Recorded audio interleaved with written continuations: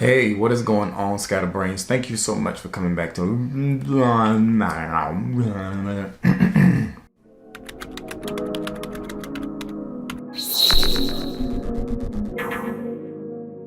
Hey, what's up, Scatterbrains? Thank you so much for coming back to another episode of Brilliancy. My name is Travis, and today I am back to do a review for Married at First Sight, Season 15, Episode 2. But before we get into this review, I have a couple of housekeeping things to go over, a couple of announcements, a couple of reminders. So if you don't want to hear any kind of promotional stuff, you're probably going to need to fast forward. How far you need to fast forward? I don't know. But if you follow me on social media, we finally got to announce something major for my wife and I.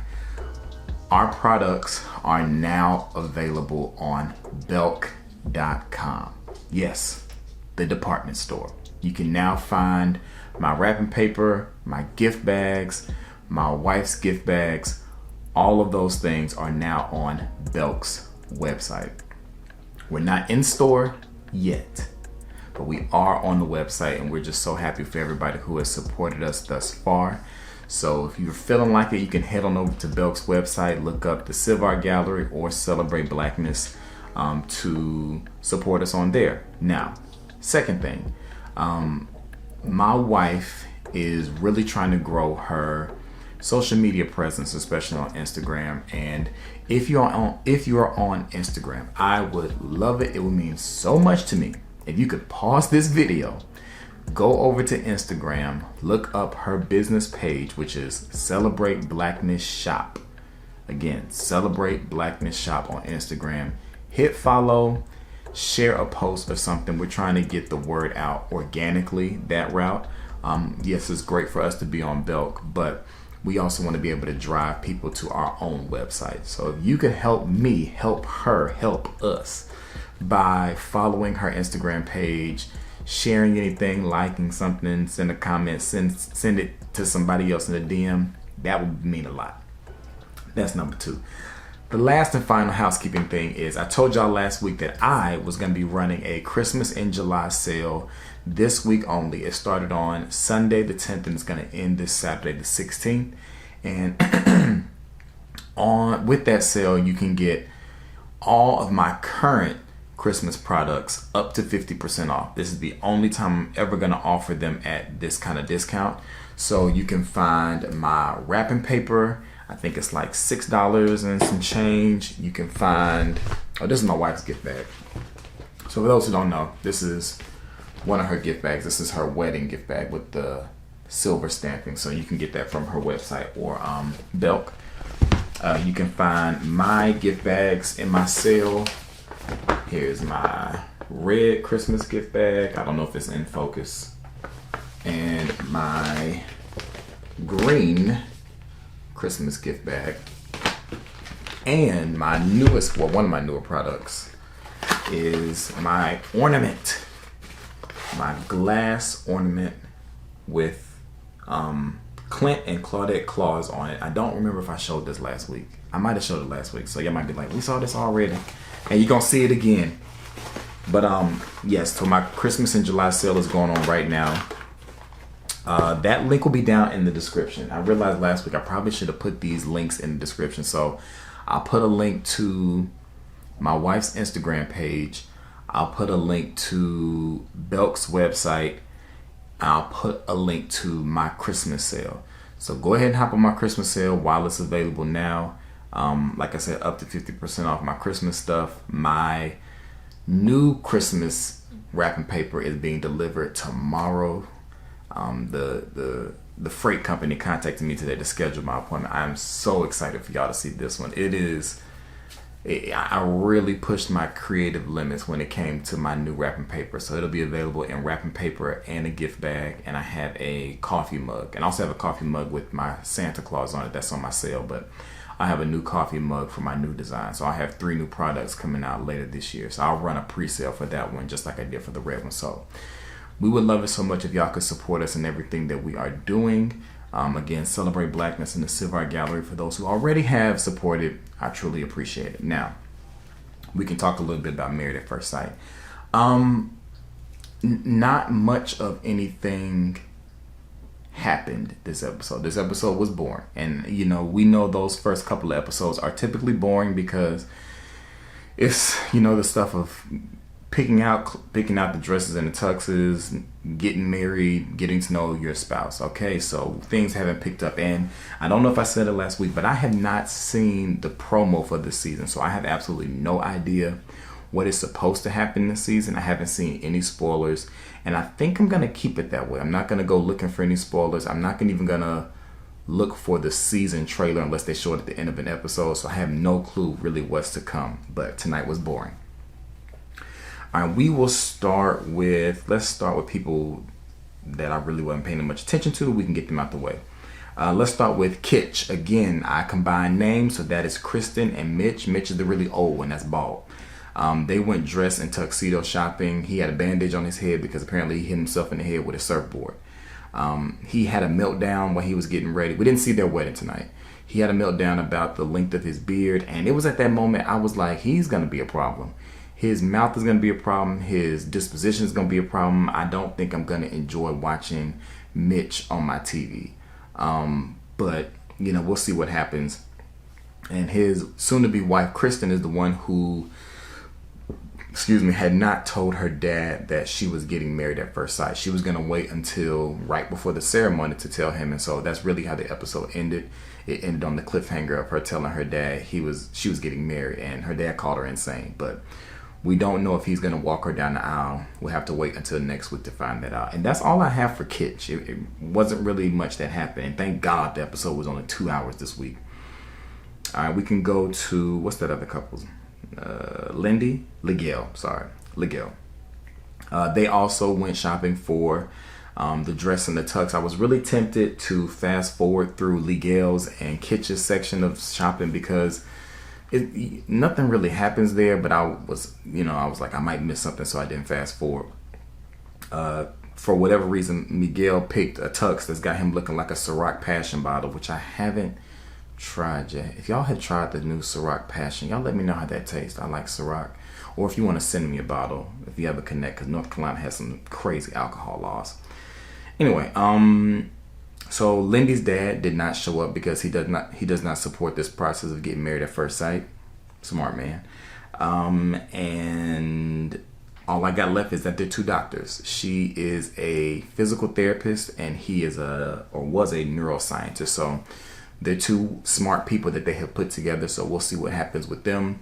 Nothing stood out as far as their ceremony was concerned. It was just very basic, which is probably saying a lot. All right, let's go to Jexus next. That's Alexis and Justin. Oh no, let's not do them. Let's do Binh. Borgin. I think some of y'all left some suggestions for some names. I have to go back and look at them down in the comments. But Borgin, just like everybody else, they go dress shopping and tuxedo shopping, but their situation was a little bit different. Dr. Pepper calls Morgan like midway through the episode or so to tell her that the marriage is going to have to be postponed. And as soon as she said the marriage was going to have to be postponed, I said COVID. I knew that's what it had to have been. I didn't believe that he had dropped out because we've seen pictures of them together, so we know they actually get married. But I was like, it's got to be COVID. And that's what it was. Binh has COVID. And this is kind of concerning Morgan because she doesn't know if this is authentic or if this is like his way of getting out of the marriage. But unfortunately for her, not only is the marriage being postponed, but now their honeymoon is going to be shorter because, Lifetime only has but so much money. They pay whatever resort they're going to be at for them to be like only there for a certain amount of time. So because he's having a quarantine or whatever, that means they have to get married later, which means they get to the honeymoon destination later, which means they still got to check out on the 10th or whatever that date was. So that kind of sucks for them. But, I'm pretty sure he'll be fine. He says he did everything he could to prevent this. And side note, Ben's hair bothers me. And as a bald man, I feel like I can talk about other people's hair. I don't know what it is about his hair. I think it's partially because like his forehead is like, not his forehead, his hairline is like all the way back here. And he only has like this tuft, just this little tuft right here of hair. And it just bothers me. Like I feel like he should just cut it all off and just be bald because it's just, well, I can't do it because I'm on camera, but it's just like the hair is just It's just a little bit of tuft right there. It just bothers me every time he comes on the camera. Sorry. All right, let's move on to Jexus. That is Justin and Alexis. Now, let me also say this. I want to be clear. I was not calling Justin facially unorganized, okay? That's not my call to say that he's facially unorganized. I believe is her name Alexis? I believe Alexis believes that he is facially unorganized. If I had to put money on it, I would not have ever said that if it was a regular situation where Justin and Alexis were walking down the street and Alexis saw Justin, that she would take a second glance. Maybe for his height, but for his height only. She said that he wasn't great, but he wasn't ugly, which more than likely means he is facially unorganized. And so for the people who don't know what facially unorganized means, this is the nice way of saying that a person's physical appearance is not that appealing. Think about like a Mr. Potato Head. If you move somebody's eyes just 2 inches inward, that completely changes their facial organization. And that may make them look facially organized. If you were to swap out someone's nose or swap out someone's bottom lip, that may make them now facially organized. I can't say what needs to be swapped out for Justin. That's y'all's call to make. I'm just saying that was what I gathered from Alexis's little talk to the camera about what Justin looked like. So I want to be clear. I am not calling him facially unorganized. I just believe she thinks that. But they take their wedding photos. Their wedding photos look very nice. And they seem to be getting along very well. And they're doing a whole lot of kissing. There's a lot of, I guess, good energy between them, I'd say. Like I said, I'm not going to make my predictions on how I think everybody's going to do until I see all 5 couples and how they all gel. And then I'll make my final predictions on who I think will stay married and all of that kind of stuff come D-Day. She says that they're going to grow old together, and he says that she was worth the wait. And I'm just like, brother, just keep on living. You never know. People are always, their noses are always wide open. That's a Southern saying. When it comes to getting married at first sight, and as it should. Nobody, I don't think, should get married at first sight and be at the altar or in pictures like, you know, you want to be hopeful and everything. But, you know, time will tell. And we know this show well enough to know that it probably ain't going to work. But it was a lot of teeth. It was a lot of teeth in these photos. I mean, it was 64 teeth, I'm sure. 32 plus 30, yeah, 64. It was a lot of teeth. I still saw Leslie Jones when I looked at him. I'm actively working to get that image out of my mind, but it's going to come with time. I'm eventually be able to see Justin and not Leslie. But boy, he is tall. He is tall. He was saying he wanted to just stare at her, and she was staring at him the best she could, but she was like, my neck is starting to hurt, bruh. So, you know, I like watching them together. I think I enjoyed seeing their interactions. I might even smile a little bit. In all of this kissing that they were doing, she asked him, when was the last time that you kissed somebody? And he said it was 1.5 years ago, and she seemed surprised. And my thing is like, well, if you're not in a relationship, I guess this is how I look at it. If you're not in a relationship, who you out here kissing? Who are you kissing? Like, y'all just be kissing people outside of relationships? That's nasty. That's how you get herpes and gout in your mouth. Like, you just out here kissing people? And then, an important question she asks is, oh no, he volunteered that even though he hasn't kissed someone in 1.5 years, he also has been celibate for 1.5 years. And that, I think, concerns her, because I guess for some people, they feel like, you know, if you don't use it, you lose it. You know, if you don't actively work on the motion of the ocean, the waves just stop. And I don't know. I don't know if that's how it works. Wouldn't know. So I guess she is concerned that he hasn't been with anybody in that long, and that it may be trash when they get together. And last week I didn't mention that one of the things that Justin continued to tell us was that a lot of women only wanted to date him because they perceived him to be well endowed because of his height. And he made a point to continue to tell us that. So I guess Alexis will find out, because Alexis gave the vibe that she might be interested, because whether he's facially unorganized or not, the lights will be off. But time will tell, and we'll see.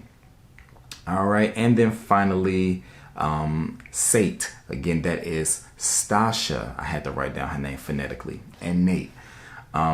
She's planned her whole life out. She's the one that has the label boss. She has been in control of every little detail of her life. And I guess that's why finding a man or allowing a man to find her just hasn't worked. So this is her giving up full control of her love life. And, you know, she's hoping that it's going to work because she is 37 and she wants children. So if she's going to get those things, that ball got to start rolling.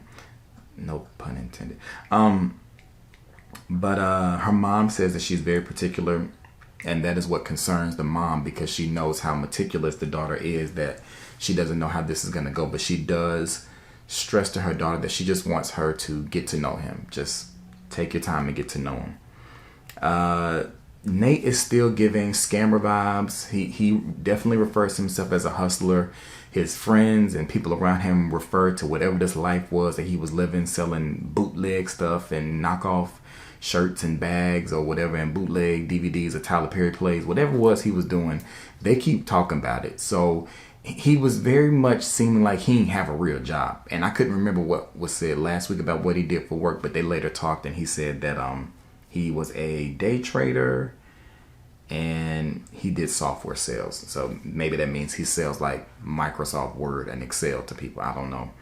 But when they get to, they send each other similar gifts. I don't know if we didn't see any other couples send gifts, I don't think, but they sent each other Polaroid cameras, and that seemed like another sponsor thing, just like the whole James Allen ring thing. Because typically when you're on a TV show, you don't get to say brand names or show brand logos. So I'm assuming that this was all planned by Lifetime. And I don't know what this trend with the officiant giving more information that we need to know, because the officiant let us know that he was a freak in the sheets. I just don't think that that's appropriate. I don't think Stacia needed to know that on the wedding day. So I'm gonna need for them to kind of lose that trend as quickly as they found it. But I gotta say that the ceremony was definitely enjoyable to watch. It was definitely enjoyable to watch. Nate is a smooth talker, if I haven't said that already, but he seemed to help ease whatever concerns she might have had. So it was really nice to watch them. She's very clean. Just a couple of little tidbits. She's very clean. We don't really know what that means, but she says her home doesn't even look like it's lived in. I'm pretty sure that'll be a point of issue later. Their cake was absolutely hideous. It looked like it was a cake made for a caveman. My TV internet connection started acting up a little bit, so maybe that's what it was. But the little bit I did see, it looked like when you go buy like a science kit, like a geome with the rock that you got to break into it on the inside is real pretty. The outside of the cake looked like that. It just looked like a boulder. It looked like a rock. It didn't look delicious at all or anything I wanted to taste. He said he felt her body language. He says something is radiating, and she embodies everything in a woman. He was making little slick comments when they were taking photos, like, "Oh, you got a small waist. I like that." He's trying to get in them draws. Okay. Let's just be honest. He's trying to get in them draws that night. And as smooth as a talker as he is, I don't know if he's smooth enough to talk her out of her draws. But I think it was very obvious that Nate was trying to get in them guts. All right, so that might have been a little bit too much, but that's it. You know, wasn't much. I was able to knock this whole thing out without having to stop the camera because I got 1 minute and 35 seconds left before it cuts off. But that was Married at First Sight season 15 episode 2. It was okay. I enjoyed watching Jexus and State, but everybody else could have did without it. Y'all let me know down in the comments what y'all thought about tonight's episode. Remember to like, comment, subscribe, share, hit that notification so you know when I'm posting. As I said last week, I have other videos that'll be coming soon. Please go down into the description box and check out those links that I'm leaving. It would mean so much to me if y'all can just blow up my wife's Instagram page. Head over to my website, grab you some Christmas stuff while it's on the cheap, because come December, it will be full price. Thank y'all so much for watching my channel. Anything else? I think I did pretty good. Tonight.